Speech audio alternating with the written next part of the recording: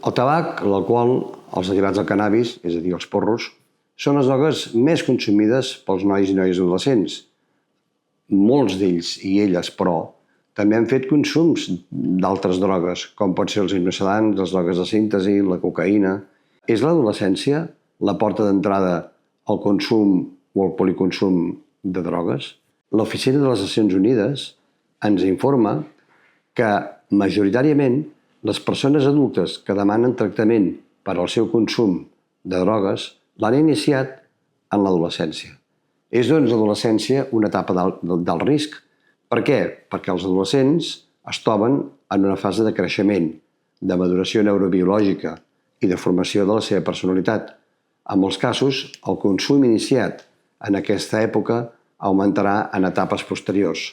Molts joves el que fan és equiparar la tendència a consumir drogues amb la festa i la festa amb el consum de drogues, des d'una enorme convicció respecte a la seva pròpia capacitat de control i, per tant, amb molt poca percepció del risc.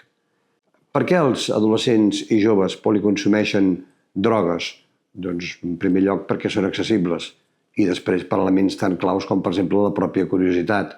De vegades per la pressió de grup o per l'hedonisme, però alguns d'ells també consumeixen drogues com a automedicació. És a dir, des d'una intuïció que el consum d'aquella o aquelles substàncies contribuiran a sentir-se més bé i que, d'alguna manera, resultarà terapèutic aquest consum.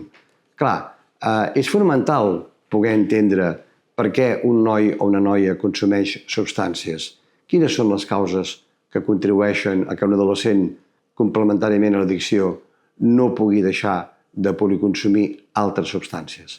Bé, des d'Amalgama 7 hem obert més de 8.000 històries clíniques a adolescents i joves i a les seves famílies.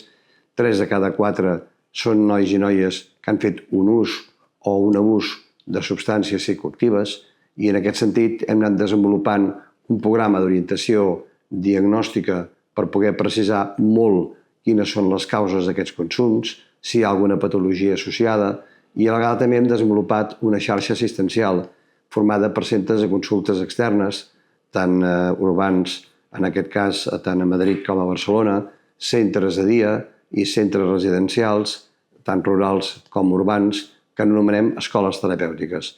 I en diem escoles terapèutiques perquè es tracta d'equipaments que puguin fer a la vegada d'hospital, d'escola, de casa de colònies i de residència d'estudiants.